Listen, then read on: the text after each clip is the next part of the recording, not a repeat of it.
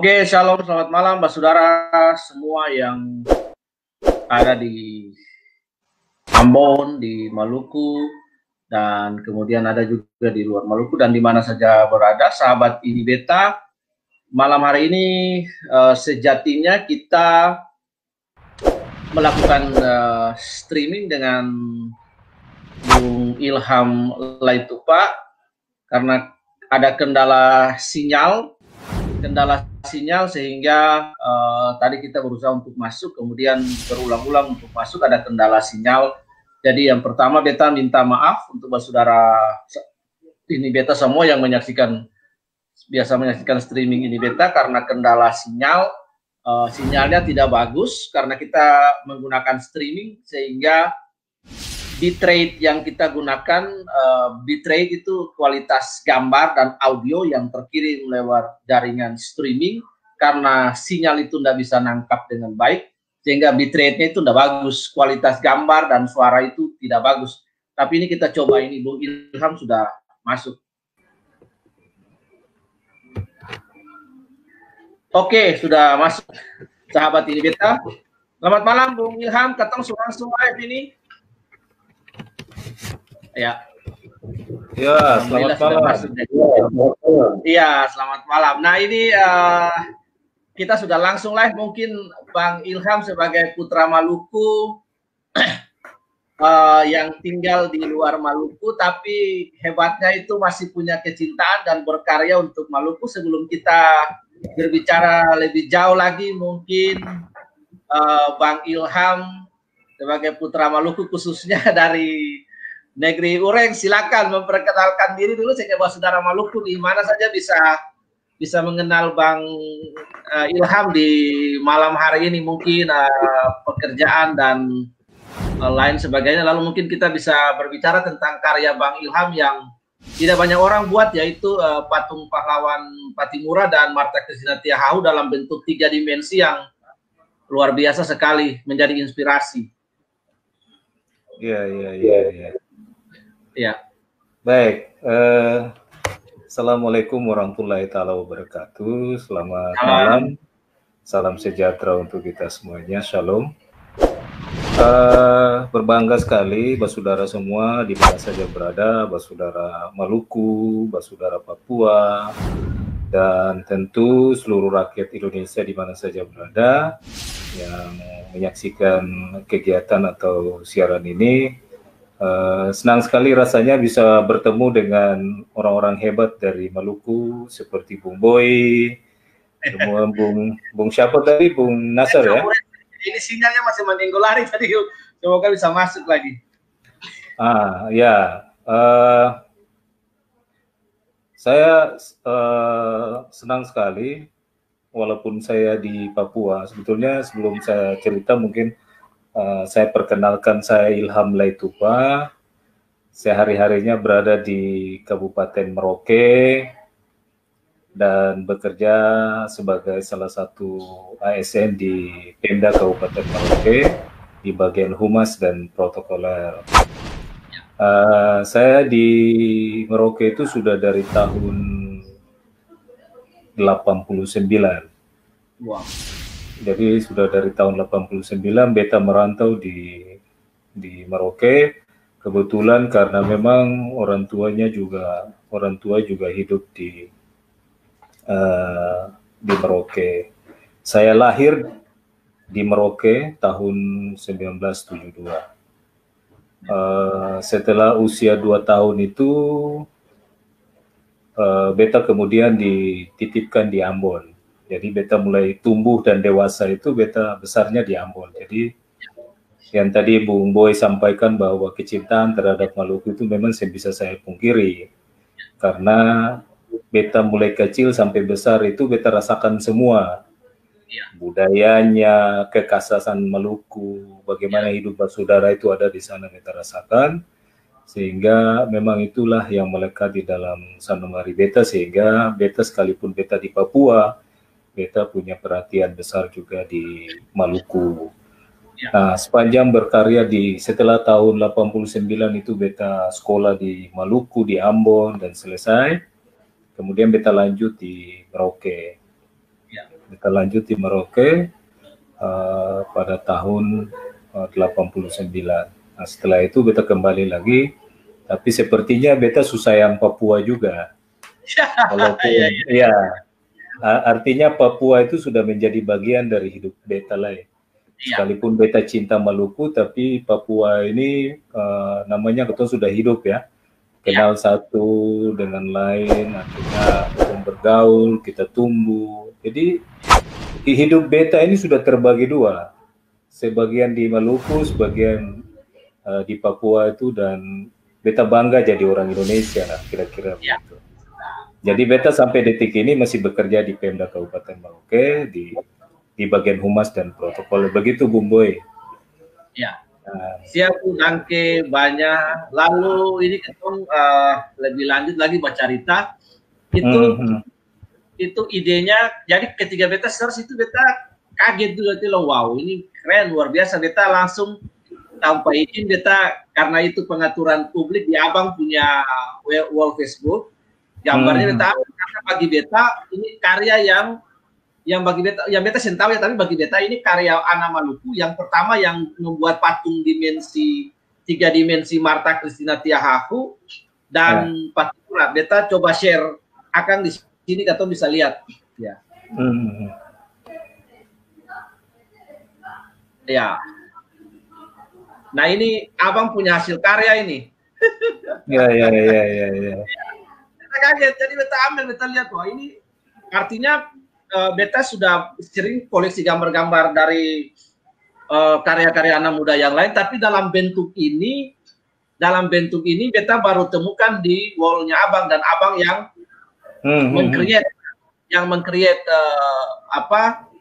hal ini. Nah beta ingin bertanya, latar belakang apa yang mendorong Abang Ilham sampai bisa meng-create menciptakan karya ini, selain kecintaan kepada Maluku, kok bisa maksudnya menciptakan, meng-createkan ini, dan butuh waktu berapa lama untuk meng-createkan ini, dan sudah dipublikasikan kemana? Bisa cerita Tom? Baik Bung Boy, sedikit saya sampaikan bahwa latar belakang beta ini sebetulnya orang bilang seniman, tapi sebetulnya penikmat seni. Dan beta, kalau beta lihat Bung Boy sudah hidup di Bali itu sudah pantas, memang orang seni ya. Kalau orang yang hidup di Papua ini penikmat saja.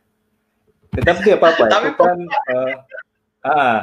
jadi Papua ini luar biasa. Papua luar biasa, dan orang-orangnya hidup damai. Sekalipun ini memang Indonesia mini ada di sini. Banyak hal bisa kita ngambil sebagai sebuah pembelajaran bahwa hidup bersaudara seperti di Ambon ada juga di Papua. Nah, kita kembali ke persoalan Christina Marta Tiahahu dan Patimura. Saya memang hobinya saya itu dunia seni sebetulnya. Bahkan saya diangkat jadi pegawai juga mungkin karena talenta saya yang dibilang seni itu tadi. Sekalipun saya tidak terlalu mengaku itu sebagai talenta saya, tapi kemudian saya diangkat menjadi seorang pegawai negeri karena saya pernah mempersembahkan sebuah lambang daerah buat Kabupaten Merauke, sehingga itu dilihat kalau Bung Boy melihat lambang Pemda Merauke itu bukan saya ciptakan, tapi saya sebagai salah satu desain grafisnya. Jadi itu ide-ide brilian yang datang dari pemimpin-pemimpin Merauke yang kemudian saya coba ramu dalam sebuah desain grafis dan sampai sekarang dipakai sebagai lambang daerah. Nah itu kemudian mengantar beta menjadi seorang pegawai di Kabupaten Merauke, yang tadinya memang kalau tidak jadi pegawai mungkin beta jadi seniman, begitu.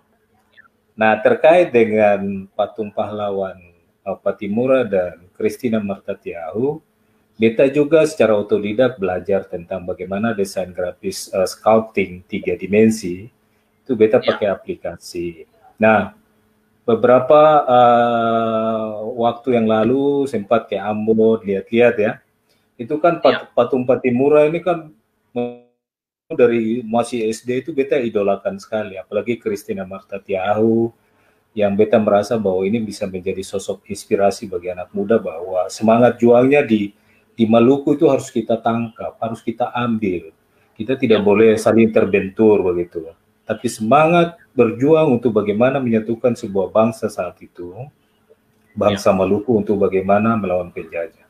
Nah, saya kemudian terinspirasi untuk membuat tokoh ini menjadi sebuah tokoh yang bisa diidolakan oleh siapapun. Seperti kita lihat tokoh-tokoh Jepang itu ya, itu kan dibuat seperkasa mungkin dengan karakteristik yang memang bisa membuat orang kemudian mengagumi begitu. Jadi saya kemudian berpikir bahwa itu patung Patimura dulu, yang sekarang saya lihat malah sepertinya saya ingin membuat sesuatu yang bisa menarik perhatian orang, bahwa Patimura itu gagah. Begitu, Bung. Christina Marta Tiahu itu gagah. Sehingga saya terinspirasi untuk membentuk karakteristik dengan ekspresif begitu, supaya orang melihat, wah gagah sekali. Kira-kira begitulah. Nah, saya kemudian merancang mulai dari saya skate, kemudian saya coba bangun sculptingnya, pemahatan digital, karena itu saya buat melalui konsep digital aplikasi, dengan aplikasi Jebras, ya, kemudian saya sculpting dia, saya bentuk poligon, sehingga dia membentuk menjadi seorang tokoh pahlawan nasional Patimura dan Christina Marta Tiahu, dengan sekedar untuk menunjukkan bahwa kita harus bangga, begitu kira-kira. Nah, ini yang beta langsung tadi search. Ini yang pertama dulu ini ya. Ini lambang Merauke yang abang yang dengan teman-teman yang konsep ya. Betul sekali.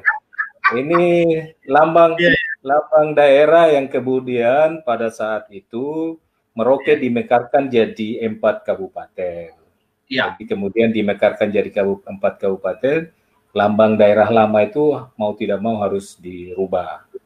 Nah, saya kemudian dipanggil untuk menjadi bagian dari tim yang waktu itu namanya tim Musamus untuk meramu. Jadi konsep-konsep pemikiran itu datang jadi dari pemimpin-pemimpin daerah ini seperti Bapak John Guluba Gepse, Bupati periode, memanggil saya untuk, nih konsepnya seperti ini, tolong diramu, dijadikan. Nah, kebetulan saya mungkin punya kemampuan sedikit yang bisa dipercaya untuk meramu itu. Alhamdulillah logo itu terpakai tahun 2005. Bersamaan dengan saya diangkat jadi pegawai begitu. Iya, luar biasa. Jadi logo yang pertama ini, logo Papua ini mulai resmi digunakan sebagai official pemerintah daerah tingkat 2 pada tahun 2005 ya, secara resmi. 2005 bulan Februari, tanggal 12 Februari. Luar biasa talentanya. Iya. Nah, yang lalu patung Patimura yang diciptakan ini Bung Ilham sebagai, artinya yang pahamlah tentang seni 3 dimensi ini, kendala apa yang diciptakan itu, yang dihadapi ketika membuat patung 3 dimensi ini? Karena membuat patung 3 dimensi membuat gambar 3 dimensi ini kan tidak gampang juga, orang harus punya sense kemalukuannya ada, lalu minimal dia melihat gambar berulang-ulang, lalu kira-kira detail-detail apa yang sulit bagi seorang Ilham Laitupa untuk membuat 3 dimensi gambar Christina Tiahu dan Patimura ini? Ya, Bung Boy, berbicara tentang merancang sebuah proyek, saya pikir memang kita punya referensi. Apa yang disampaikan Bu Boy benar. Referensi pertama adalah mempelajari siapa dulu Patimura. Karakternya seperti apa, karena karakter ini terkait dengan bagaimana sikap beliau. Jadi gesturnya itu harus kita gambarkan. Gitu. Maka saya pelajari, dan boleh saya bilang bahwa minimnya artikel, bahkan kita di Maluku sendiri, sepertinya ada 2 pendapat yang saya pikir sejauh ini pemerintah belum care di situ. Harusnya duduk bersama, kita pastikan sehingga tidak ada pro dan kontra. Iya. Saya sayangkan sekali ketika saya tidak mau peduli dengan pro kontra itu. Saya cuma melihat sosok ini sebagai pahlawan. Saya mengangkat. Saya tidak peduli dengan pro kontra. Itu biasa. Iya. Tetapi yang jadi tidak menurut saya tidak pas itu adalah pemerintah membiarkan itu. Mestinya pemerintah duduk memanggil pemangku kepentingan, stakeholder, tua-tua adat dan sebagainya, duduk untuk mengumpulkan sekecil apapun data itu. Iya.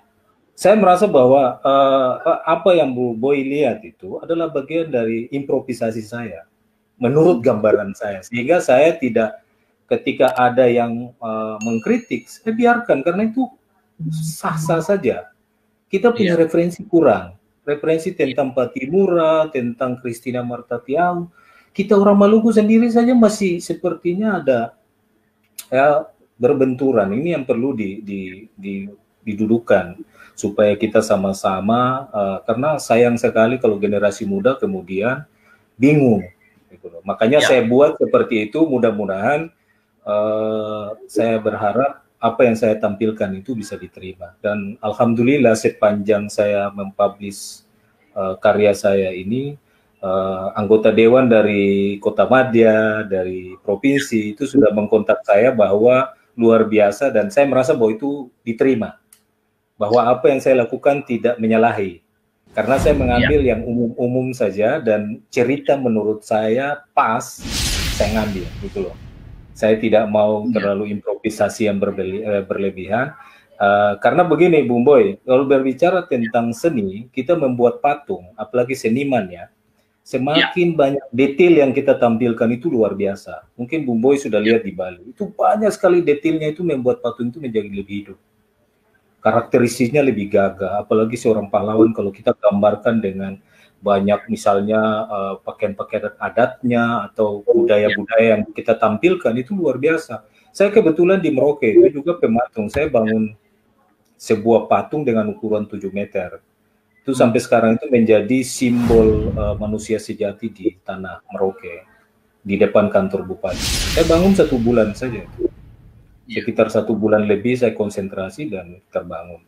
Nah, saya berharap dengan saya sebagai anak Maluku juga, ketika saya sudah bisa membangun sebuah patung besar, bukan sekedar digital sculpting saja, tapi saya langsung wujudkan di lapangan. Saya berharap suatu saat saya bisa berkarya di Maluku untuk 2 pahlawan ini. Makanya saya coba gambarkan itu dengan digital sculpting dulu. Kalau diterima, saya wujudkan.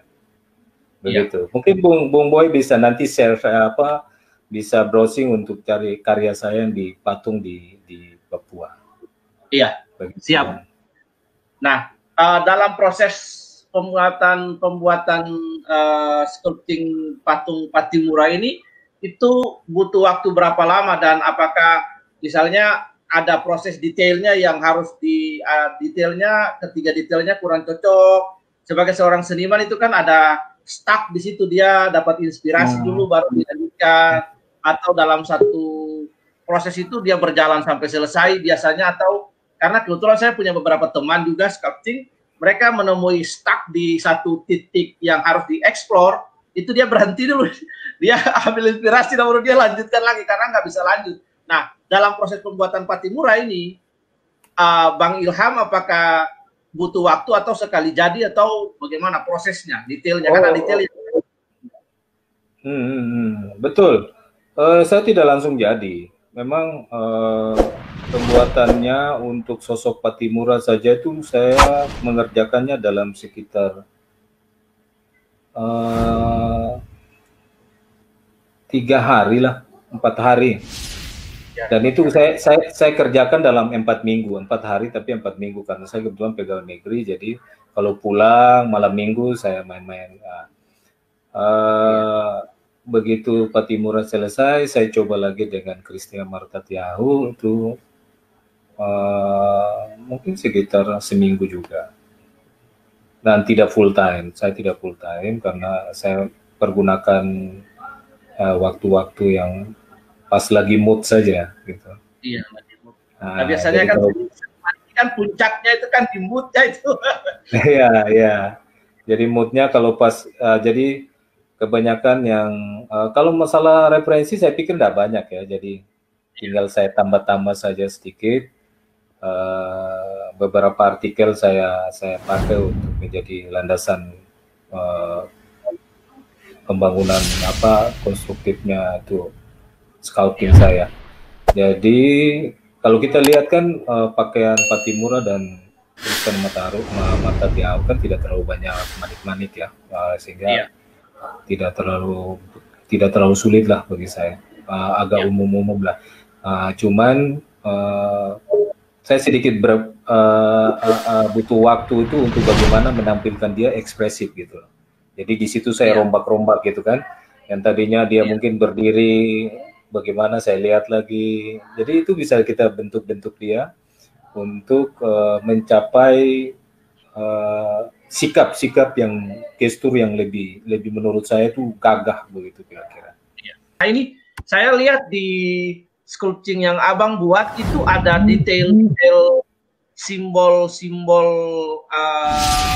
simbol-simbol Alifuru ya, simbol-simbol adat Akehang. Nah itu detailnya, referensinya Abang apa share referensi juga atau literatur untuk betul. Kalau Salawaku misalnya di Pattimura ini referensi saya kepada beberapa artikel, tapi saya kembali melihat pada sosok patung Pattimura yang sekarang. Itu saya ngambilnya dari situ. Jadi motifnya itu lebih banyak saya ngambil dari situ. Nah, untuk motif di Maluku kan sepertinya enggak terlalu banyak ya. Saya lihatnya masih mungkin banyak tapi belum dieksplorasi secara baik, sehingga banyak masyarakat yang belum tahu. Nah ini juga mungkin sama seperti di Papua, banyak motif-motif yang tidak bisa sebebas dieksplorasi juga. Saya pikir begitu. Ini kalau kita kaji dia lebih dalam, saya pikir ini budaya dan kekayaan masyarakat Maluku, bukan saja alamnya, bukan saja makanannya, bukan saja orangnya, tapi budayanya luar biasa. Ini bisa kita gali lebih dalam lagi. Dan saya pikir seperti Bung Boy lakukan ini adalah sebuah upaya untuk bagaimana kita promosikan Maluku ke depan. Seperti itu. Anak-anak Maluku itu hebat-hebat menurut saya. Kreatif. Amin, alhamdulillah. Nah ini di INIBETA ini, salah satu tujuan INIBETA adalah sebenarnya kita kembali ke timur. Jadi mulai membangun dari timur, lalu ada satu tagline yang ada di INIBETA adalah cahaya dari timur. Bagaimana anak-anak Maluku itu yang hebat-hebat dikumpulkan, dibuat satu gagasan, lalu dari berbagai latar belakang, mungkin ada yang eksakta dan non eksakta, yang musik, yang lain, dengan berbagai talenta yang ada, lalu kemudian kita bisa terkoneksi dengan mereka, lalu ke depannya memikirkan next proyek bagaimana untuk masyarakat di Maluku, generasi di Maluku. Karena bagi ketong konsep yang ada di INIBETA itu, kita untuk merevolusi Maluku itu sudah tidak bisa menggunakan pendekatan, artinya sudah NKRI harga mati, sudah tidak ada pendekatan yang tidak bisa tertutup semua. Waktu dicuri tidak bisa. Kalau betul bicara hari perjuangan Maluku adalah tidak lagi dengan ketong atau bagaimana merubah konstruksi pikiran masyarakat Maluku, generasi muda Maluku, kemudian menciptakan masyarakat Maluku bagaimana untuk bisa berkarya, membuat sesuatu bagi membangun Maluku dengan cara yang berbeda. Karena memang sepakat ya. Ini yang ketong sementara bangun lewat pergerakan di INIBETA. Jadi sepanjang yang INIBETA melakukan juga kritik-kritik yang destruktif, ya, yang instruktif, bangun kepada pemerintah yang ada di sana, seperti tadi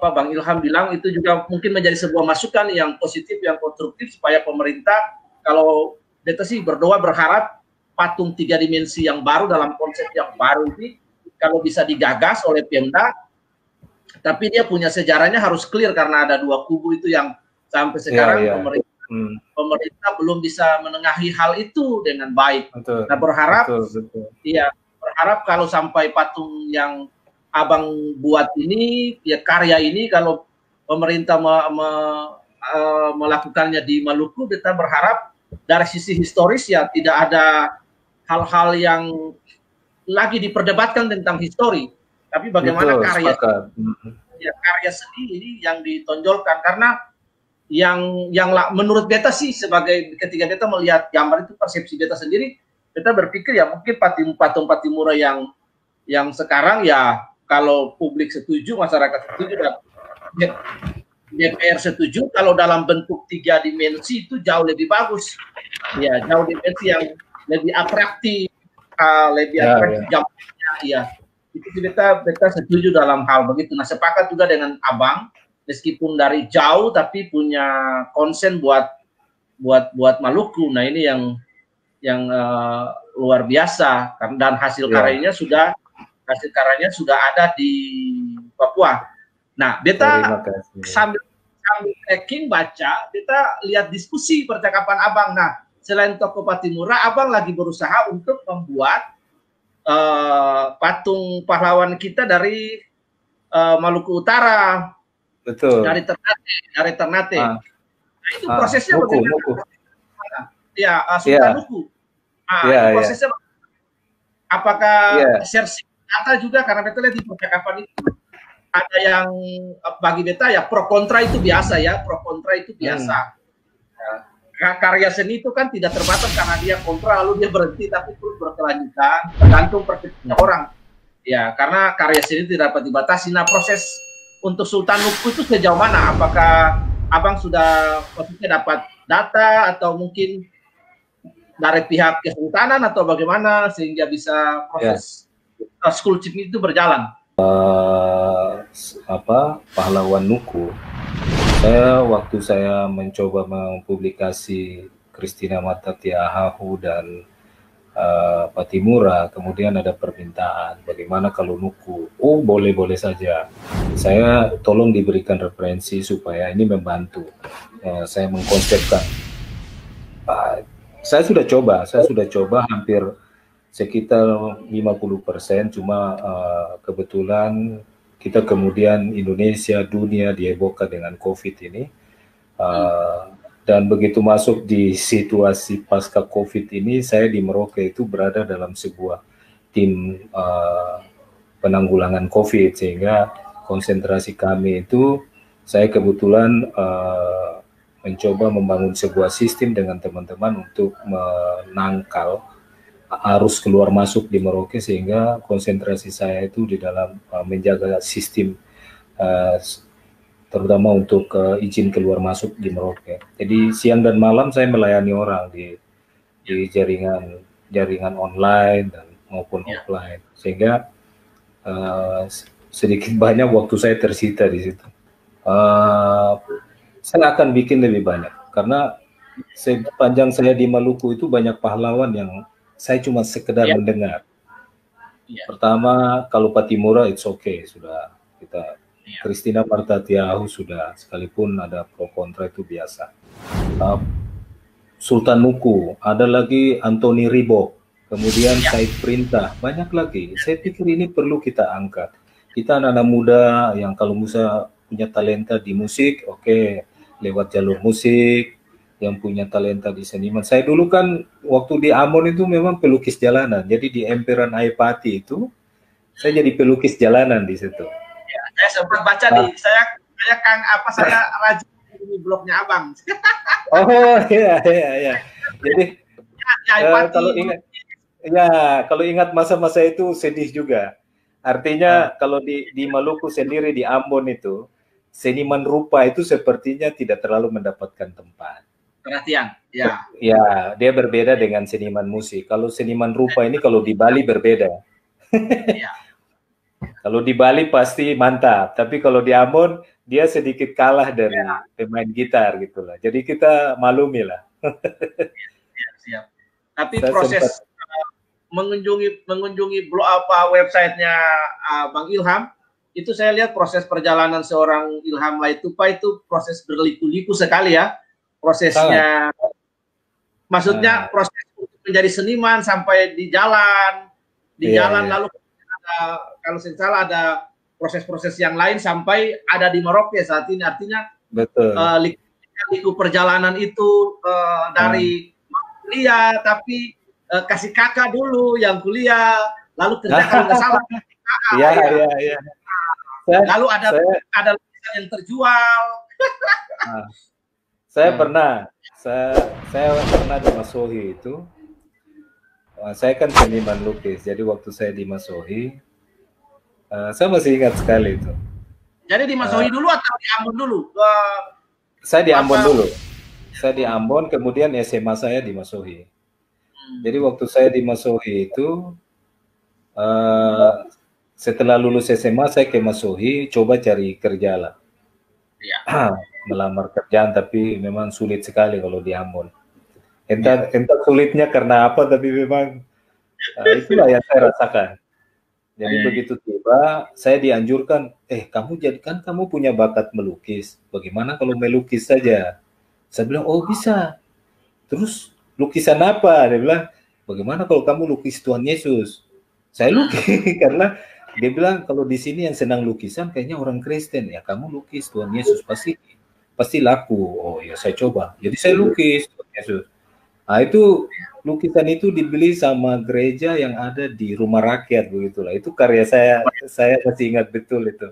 Itu jadi lukisan Bang Ilham yang pertama apa? Lukisan pertama yang lukisan Abang kalau untuk komersial Tuhan Yesus itu. Tulis yang pertama ya? Ya itu untuk rencana mau komersial diri, tetapi gagal begitu. Karena itu yang tadi saya bilang bahwa di Maluku itu orang lebih cenderung ke seni musik, seni suara ketimbang seni rupa. Jadi kalau misalnya kita punya talenta di seni rupa itu dianggap ini orang dari Jawa, kira-kira begitulah. Karena orang Maluku itu tidak terlalu mungkin seperti itu. Jadi kalau kalau di Aepati dulu itu saya kalau dapat duit itu biasanya bulan Desember atau mau Lebaran. Jadi bikin kartu Natal atau kartu Lebaran di Aepati itu. Ya, luar biasa. Jadi dalam proses berkarya untuk menjadi seorang seniman itu ketiga kondisi masyarakat yang artinya tidak terlalu memperhatikan seniman yang jalur yang Abang tempuh ini, kira-kira ada perasaan bagaimana, apakah benar ini yang saya jalani atau bagaimana, ada memberhentikan di tengah jalan atau beralih profesi kah? Oh iya, saya sempat stagnan. Jadi saya kemudian tidak serius melakoni itu. Karena saya merasa bahwa dia tidak menjamin masa depan saya. Sehingga saya kemudian coba ke Papua. Saya pikir, di dalam pikiran saya memang harus jadi pekerja kantor lah, kira-kira begitu. Sepertinya seniman tidak bisa menjadi jaminan masa depan saya. Itu yang kemudian membuat saya mengambil langkah untuk keluar dari Maluku waktu itu. Banyak sekali karya saya, lukisan saya di Maluku itu seperti saya melukis potret keluarga, itu banyak. Mungkin ada sekitar 20-an adalah yang, tapi sangat murah. Satu ya. Proses harga pertama kali lukisan Abang terjual, lalu itu yang pertama, lalu yang kedua, selama berkarya di Ambon, di Masohi atau di Aepati itu, harga yang paling tertinggi bagi lukisan seorang Ilham Laitupo itu berapa yang paling tertinggi, kalau boleh dikasih tahu? Karya saya terakhir yang terjual itu 25.000. Tahun berapa itu? Tahun 93-94. 93-94. 25 itu ya? Ya. 93-94. Kebetulan saya juga ke Papua itu karena waktu itu ada kunjungan Presiden Soeharto ke Merauke. Rencana kunjungan Presiden Soeharto ke Merauke tahun 94, Jadi saya diminta sama teman, nah kamu bisa melukis nih. Ini kan biasanya kan billboard dulu itu kan belum ada cetakan. Nah, Cetakan masih ya manual. baliho-baliho belum ada, jadi kita melukis manual. Nah saya pikir ini proyek yang mungkin bisa saya dapat uang untuk nikah lah, kira-kira begitu, bisa ditabung. Jadi kemudian saya mengambil langkah untuk ke Merauke hanya untuk event itu. Event kunjungan Presiden Soeharto dan setelah Soeharto kunjungan Tri Sutrisno. Nah, alhamdulillah saya pertama kali mendapatkan proyek yang nilainya jutaan. Ya. Tahun 94 itu sudah saya menerima lukisan pertama saya 12 lembar triplex itu dinilai seharga 700.000. Itu pertama kali ya. Kemudian setelah Soeharto, Tri Sutrisno itu nilainya 800, naik lagi 100. Nah, setelah saya melukis itu, saya kemudian datang lagi rezeki. Ada perencanaan pembangunan monumen penghargaan dari Bank Indonesia untuk Kabupaten Merauke.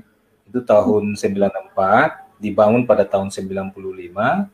Itu monumen penghargaan untuk Merauke sebagai kota nasabah terbanyak. Nah, saya kebetulan dikenal lewat lukisan itu dari waktu kunjungan Presiden, saya diminta untuk merancang. Jadi merancang, perencanaannya saya coba rancang, kemudian diminta, bisa membangun tidak? Nah, saya belum pernah konstruksi ya, jadi itulah tantangan pertama saya diminta. Saya berpikir bahwa, wah ini hebat nih, ini ilmu nih. Dengan percaya diri yang tinggi saya terima gitu loh, karena pertama kali saya ingin sculpting itu, saya ingin membuat sebuah yang benar-benar nyata di lapangan. Desain sekaligus menciptakan bentuk patungnya sendiri kerjain. Ya, dan itu patung itu sampai sekarang masih ada, tapi orang nggak tahu siapa yang kerja. Mereka tidak tahu itu saya yang kerja. Nanti mulai ke sini baru bilang, ternyata karyanya dia. Itu tahun 94, saya masih bujang.